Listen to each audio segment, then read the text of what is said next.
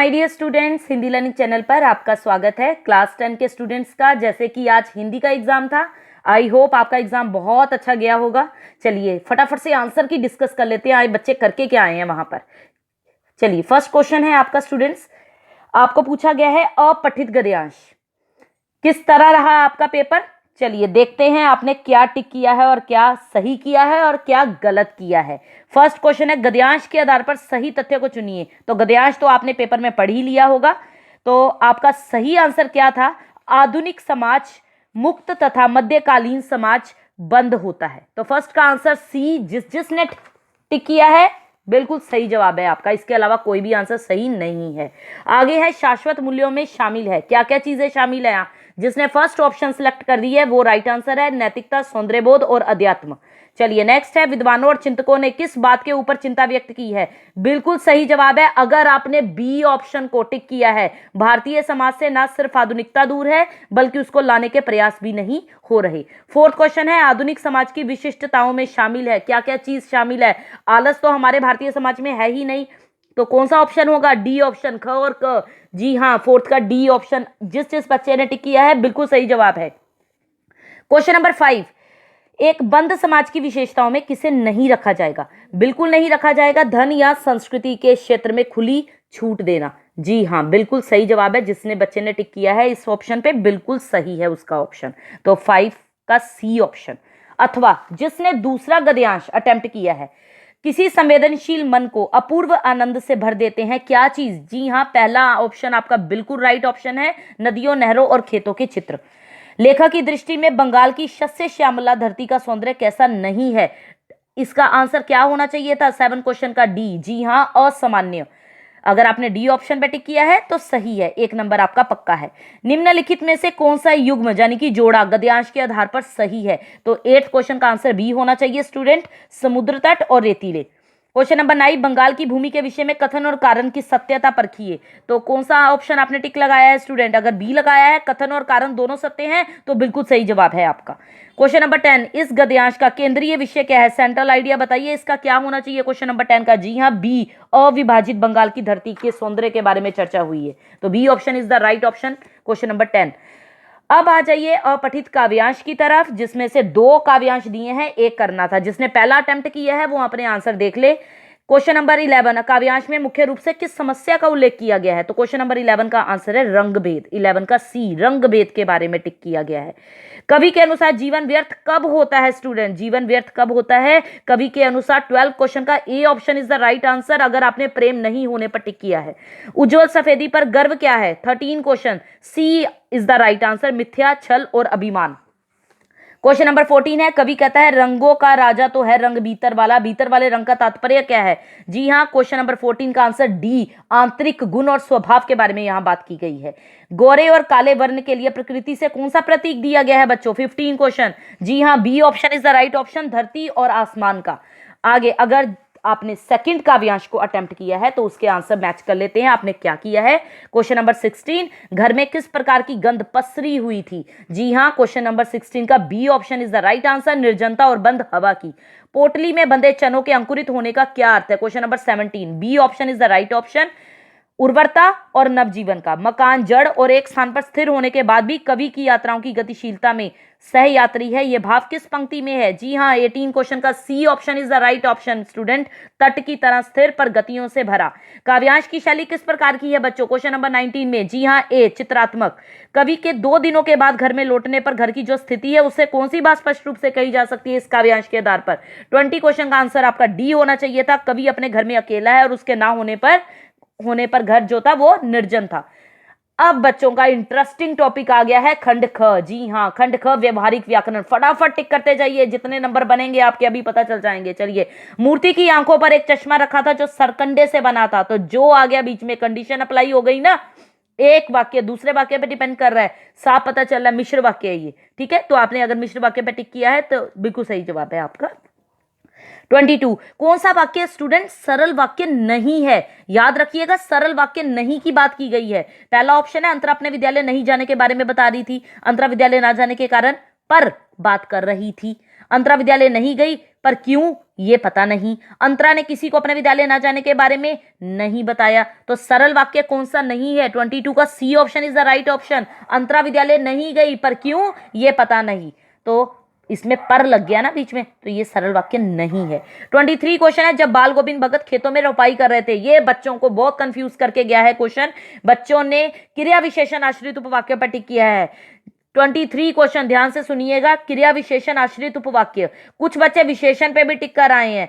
क्रिया विशेषण आश्रित उपवाक्य, अगर यहां पर स्टूडेंट्स जब और तब दिया हुआ है, इन्होंने अंडरलाइन कर दिया है रोपाई कर रहे थे को, वैसे ये विशेषण आश्रित उपवाक्य होना चाहिए था, लेकिन ये आंसर क्रिया विशेषण आश्रित उपवाक्य पर जाकर सही बैठ रहा है। तो 1 नंबर आपका पक्का है अगर आपने क्रिया विशेषण कर दिया है। 24 है, उन्होंने विश्व भर में प्रसिद्ध हिंदी अंग्रेजी शब्दकोश तैयार किया। क्वेश्चन नंबर 24 का D option is the right option. उन्होंने हिंदी अंग्रेजी शब्दकोश तैयार किया। अब संयुक्त वाक्य की पहचान है, बीच में और लग गया, और वह विश्व भर में प्रसिद्ध हुआ। चलिए 25 क्वेश्चन पे आ जाइए। मिश्र वाक्य का उदाहरण बताना है, तो बच्चों को मिश्र वाक्य की सारी कंडीशंस पता है। 25 क्वेश्चन में जिसने भी परिश्रम किया वह अवश्य सफल होगा। अगर आपने सी ऑप्शन टिक किया है तो यही आपका सही जवाब है। वाच्य आधारित 4 प्रश्नों के उत्तर देने हैं। 26 क्वेश्चन में अध्यापक द्वारा कक्षा का जायजा लिया गया, तो के द्वारा से लग जाए तो इसमें कौन सा वाच्य होगा? कर्मवाच्य। तो 26 क्वेश्चन का आपका B option is the right option. कौन सा कर्मवाच्य नहीं है स्टूडेंट? 27 क्वेश्चन, जी हाँ बिल्कुल सही जवाब बी ऑप्शन, सुंदर गीत लिखे हैं। क्योंकि प्रश्न भी किसी के द्वारा पूछा जाएगा, फल भी खाए जाएंगे किसी के द्वारा, पाठ पढ़ाया जाएगा अध्यापक के द्वारा, लेकिन सुंदर गीत लिखे हैं, मैंने सुंदर गीत लिखे हैं, तो यहां पर कर्तवाच्य, तो कर्मवाच्य का उदाहरण नहीं है ये। 28 क्वेश्चन है, हमसे इतनी तकलीफ सही नहीं जाती, कर्तवाच्य में बदलना है। तो 28 क्वेश्चन का C option is the right option, हम इतनी तकलीफ नहीं सह सकते। 29 क्वेश्चन है, कौन सा कर्तवाच्य का उदाहरण है? जी हाँ, 29 क्वेश्चन का आंसर क्या टिक करके आए हैं आप? अगर आपने डी टिक किया है तो बिल्कुल सही है, तुलसीदास ने रामचरितमानस की रचना की, यही कर्तवाच्य का उदाहरण है। 30 क्वेश्चन है, राधा अब उठ बैठ सकती है। तो 30 क्वेश्चन का A option is the right option, क्योंकि भाववाच्य में परिवर्तन करना था, तो राधा से अब उठा बैठा जाता है। आगे आ जाइए, वाक्यों में से किसमें अकर्मक क्रिया का प्रयोग हुआ है? तो 31 क्वेश्चन है आपका, अकर्मक क्रिया का प्रयोग सिर्फ सी में हुआ है, मेरी बहन एक अच्छे विद्यालय में पढ़ती है, बाकी सब में तो सकर्मक क्रिया लगी है। मेरी बहन एक कहानी पढ़ती है, मेरी बहन एक उपन्यास पढ़ रही है, मेरी बहन एक दिलचस्प पुस्तक पढ़ती है। तो C option is the right option. ये मेरा पसंदीदा रेस्टोरेंट है, यानी कि रेस्तरां है, तो रेखांकित पद का परिचय देना था यहाँ पर। तो आपने कौन सा ऑप्शन सही लगाया बच्चों? यह मेरा पसंदीदा रेस्टोरेंट है। तो 32 क्वेश्चन का B option is the right option. बच्चों ने सार्वनामिक विशेषण लगा दिया है। बच्चों संज्ञा से पहले अगर सर्वनाम आए तो वहां डेफिनेटली सार्वनामिक विशेषण है, पर यहां तो यह मेरा है, यानी कि निश्चयवाचक सर्वनाम है, ये पुल्लिंग एक वचन। तो B option is the right option.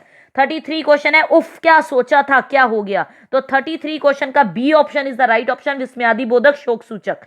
मन की कोमलता अक्सर चोट खा जाती है, तो कोमलता को अंडरलाइन किया गया, तो कोमलता एब्स्ट्रैक्ट नाउन हो गया, यानी कि भाववाचक संज्ञा हो गई, लेकिन यह है क्या? 34 क्वेश्चन में अक्सर चोट खा जाती है, तो अब जो चोट खा गई है, वैसे तो इसका आंसर ए होना चाहिए, भाववाचक संज्ञा, स्त्रीलिंग, एकवचन, कर्मकारक, लेकिन यहां पर मन की कोमलता अक्सर चोट खा जाती है, D option is the right option, भाववाचक संज्ञा, स्त्रीलिंग, बहुवचन, कर्ता कारक। ठीक है, तो 34 क्वेश्चन पे आपका डी ऑप्शन जो है 34 क्वेश्चन पे डी ऑप्शन अगर बच्चों ने टिक किया है, वैसे तो उनका सही जाना चाहिए, लेकिन ए option is the right option की भाववाचक संज्ञा, स्त्रीलिंग, एकवचन, कर्मकारक, मन की कोमलता अक्सर चोट खा जाती है। ठीक है स्टूडेंट, 35 क्वेश्चन पे आ जाइए। घर के साथ ही एक बगीचा होता था, आपको सिखाया हुआ है। संबंध बोधक कहाँ है? के साथ, के ऊपर, के नीचे, तो घर के साथ ही एक बगीचा होता था, के बीच में, तो संबंध बोधक अव्यय है, घर और बगीचे के बीच में संबंध दर्शा रहा है। 35 क्वेश्चन का A option is the right option. 34 का डी ऑप्शन है right option according to answer key of CBSE. ध्यान से सुनिए, according to answer key of CBSE. ठीक है, आगे देखेंगे 36 क्वेश्चन का, हास्य रस का स्थायी भाव कौन सा है? बी। जी हाँ, हास्य रस का स्थायी भाव है हास। मन रे तन कागज का पुतला, लांगे बूंद बिनसी जाए छिन में, गर्भ करे क्या, इतना इन पंक्तियों में कौन सा रस नजर आ रहा है आपको? जी हाँ, शांत रस है। 37 का C option is the right option.